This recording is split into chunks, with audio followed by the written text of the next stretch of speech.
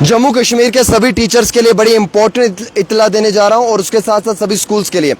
जितने भी टीचर्स हैं जिन्हें अलग अलग महकमों के अंदर ऑफिसेज में अटैच किया हुआ है, या कई सारे टीचर्स जो एमएलएस के पीआरओज बने हुए हैं, एमपी का पीआरओ बना हुआ है, किसी मिनिस्टर का पीआरओ बना हुआ है, हालांकि उसका काम टीचिंग का है लेकिन वो अब टीचिंग नहीं कर रहा है बल्कि वो अलग अलग महकमों के अंदर अपनी अलग जिम्मेवारियां निभाने की कोशिश कर रहे हैं। असली जिम्मेवारी उनकी यह है कि बच्चों को वक्ती तौर तालीम देना।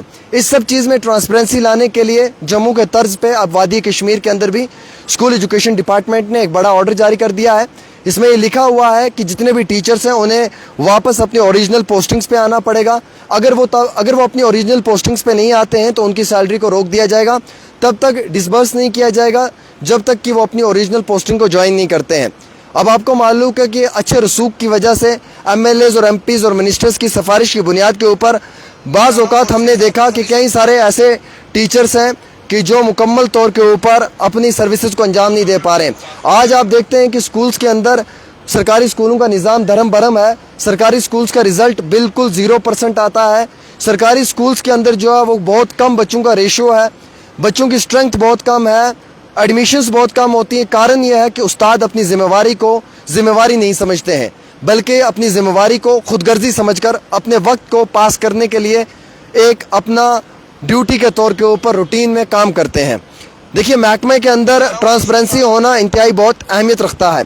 निज़ाम में तब्दीली आना बहुत ज़रूरी है और स्कूली निज़ाम में तब्दीली आना उससे ज़्यादा इसलिए ज़रूरी है क्योंकि हमारी ये नस्लों का सवाल है। हमारी अगली नस्ल जो है वो तबाह और बर्बाद हो जाएगी अगर हमारे उस्ताद बच्चों की जिम्मेवारी को खुद की जिम्मेवारी ना समझें।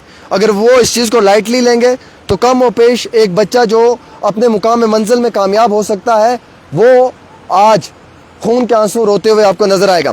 Jammu Kashmir school education department ने एक ऑर्डर इशू किया, उसमें डायरेक्शन दिया सभी टीचिंग और नॉन टीचिंग स्टाफ को कि आपको डिप्लॉय किया हुआ है अगर या आपको अटैच किया हुआ है किसी भी दफ्तर में या किसी भी डिपार्टमेंट में विदाउट प्रॉपर अथॉरिटी के, तो इस ऑर्डर के तहत उस स्टाफ को रिपोर्ट करना है वापस अपनी ओरिजिनल पोस्टिंग पे। फॉर एग्जांपल, मैं एक टीचर हूँ, मेरी किसी एक एमएलए के साथ अच्छी बनती है, उस एमएलए साहब ने मुझे टीचिंग के काम से हटाकर अपना पीआरओ बना लिया है या मुझे अपना पीए बनाया हुआ पर्सनल असिस्टेंट। ले तो मैं सरकार से पैसा रहा हूँ लेकिन मैं एमएलए साहब का पीए बना हुआ हूँ। अब ऐसा नहीं चलेगा, अब मुझे वापस अपनी ओरिजिनल पोस्टिंग पे जाना है। अगर मेरी पोस्टिंग किसी प्राइमरी स्कूल में तो मैंने वहाँ पे एज ए प्राइमरी स्कूल का टीचर बनकर अपनी सर्विसेज को अंजाम देना है। अगर मिडिल स्कूल में तो मिडिल स्कूल में जाना है, अगर हाई सेकेंडरी स्कूल में तो हाई सेकेंडरी स्कूल में जाना है। ठीक है, यहाँ तक आप सब लोगों को बात समझ आई। उसके बाद अब ऐसा भी है कि कई सारे टीचर्स जो हैं वो अपनी ओरिजिनल पोस्टिंग्स पे नहीं जाना चाहते। उन्हें मालूम है कि हार्ड जोन एरिया है, काफ़ी पैदल चलना पड़ता है, पैदल चलने में काफ़ी दिक्कत है, हमें परेशानी आती है, हर रोज़ दूर जाना पड़ता है, गाड़ी का पेट्रोल का खर्चा ज़्यादा है। तो उन लोगों ने खुद को अलग अलग महकमों में अलग अलग दफ्तरों में अटैच करवा दिया है। अब उनकी जब अटैचमेंट होगी है तो उस स्कूल के अंदर जो है वो टीचर्स का जो रोल है उसमें शॉर्टेज आई है, जिसके कारण अब वहाँ पे बच्चों को अच्छी एजुकेशन नहीं मिल पा रही है। इस ज़िमन में जो डायरेक्शन है वो डिपार्टमेंट से आई है और ये कहा है कि डिस्बर्सिंग जो है उनकी जो सैलरी है जो डिस्बर्स की जाएगी वो अब नहीं होगी अगर इस चीज़ में उन्हें इनकम्पिटेंट पाया गया कि वो अपनी ड्यूटीज़ नहीं दे पा रहे हैं। इस ऑर्डर के अंदर ये भी लिखा हुआ है डायरेक्टर स्कूल एजुकेशन ने, और जो जम्मू में भी है डायरेक्टर स्कूल जम्मू की भी अगर बात करें, कश्मीर की भी बात करें, कि अब स्कूल एजुकेशन के ने जो फ्रेश ऑर्डर जारी किया है उसमें स्ट्रिक्टली उन्होंने कहा है कि आप अपनी ओरिजिनल पोस्टिंग को ज्वाइन करें। स्कूल एजुकेशन ने डायरेक्शन दी है डीडीओज को कि आप सभी स्टाफ मेंबर्स को कहें कि आप रिपोर्ट करें back to their original place of postings and resume their academic and duties. जो उनकी एकेडमिक ड्यूटीज़ हैं उन्हें रिज्यूम करें। और डीडीओज को कहा कि फर्दर आपको इंस्ट्रक्शन दी जाती है नॉट टू विड्रॉ सैलरी, आपको कोई भी सैलरी विड्रॉ नहीं करनी है फॉर एनी एम्प्लॉय, किसी भी एम्प्लॉय की who fails to compile with the order, अगर वो इस ऑर्डर के बरक्स इस जिम्मेवारी को अपनी जिम्मेवारी नहीं समझता है। स्कूल एजुकेशन डिपार्टमेंट बिलीव करता है कि हमारा जो एक्शन है ये सिर्फ इसलिए है कि स्ट्रीमलाइन होना चाहिए स्कूल एजुकेशन डिपार्टमेंट और स्टूडेंट्स और टीचर का जो रेशियो है उसमें इंप्रूवमेंट आनी चाहिए, ओवरऑल स्कूल्स में फंक्शनिंग होनी चाहिए और एजुकेशनल इंस्टीट्यूशंस को मजबूत करना चाहिए। जो हमारी इस समय की मिनिस्टर साहिबा हैं, हम उन्हें भी मुबारकबाद पेश करना चाहेंगे, स्कीना इत्तू जी, क्योंकि उन्होंने इस तरीके के बड़े फैसले लिए आज से पहले भी, आज भी वो ये अगर फैसला ले रही हैं तो बड़ा इंतहाई अहमियत रखने वाला फैसला है। देखिए दोस्तों, कोई भी टीचर है किसी भी स्कूल का है, उसकी जिम्मेवारी है बच्चे को पढ़ाना। जो उसका टाइम टेबल है, जो उसकी रूटीन है, उसके मुताबिक उसको पढ़ाना है। अब वो टीचर अगर कहीं पे पीआरओ बन के काम कर रहा है तो वो गलत है। वो टीचर अगर किसी सोशल वेलफेयर के दफ्तर में क्लार्क बन के काम कर रहा है तो वो गलत है।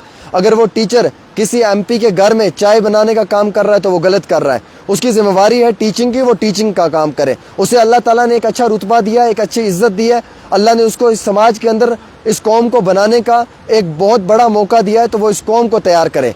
उसका ये काम नहीं है कि वो पीआरओ बनकर मिनिस्टर के कागजात को ठीक करें या वो पीआरओ बनकर एमएलए के साथ हाथ में डायरी लेकर पीछे पीछे उसके चले। उसका काम है अपनी नस्ल और अपनी कौम को मजबूत करना, वो वही काम करे। कई सारे टीचर्स इस बात से भी डरते हैं कि जनाब हमें जो है वो उस इलाके में जाना है जहाँ पे गाड़ी नहीं चलती है, पैदल चलना है, दूर है, वहाँ पे अगर हमारी पोस्टिंग हो जाएगी हमारे लिए मुश्किलात है। उन लोगों ने अपने आप को जो है वो दफ्तरों में अटैच करवाया हुआ है। मैं चाहता हूँ कि सरकार के इस ऑर्डर को इम्प्लीमेंट किया जाए और एजुकेशन में बेहतरी हो, क्योंकि हर साल हम देखते हैं सरकारी स्कूल का रिजल्ट बहुत कम आता है। पहले सरकारी स्कूल में 100 बच्चा पढ़ता था एक क्लास में, आज 15 बच्चे भी एक क्लास में नहीं पढ़ते हैं। कारण यह है कि लोगों को सरकारी स्कूल के एजुकेशन पे अब विश्वास नहीं रहा है, अब वो प्राइवेट स्कूल की तरफ जा रहे हैं। इसीलिए प्राइवेट स्कूल वाले भी इतनी फीस लेते हैं क्योंकि उन्हें मालूम है हमारे स्कूल्स में डिसिप्लिन है, अच्छी एजुकेशन है।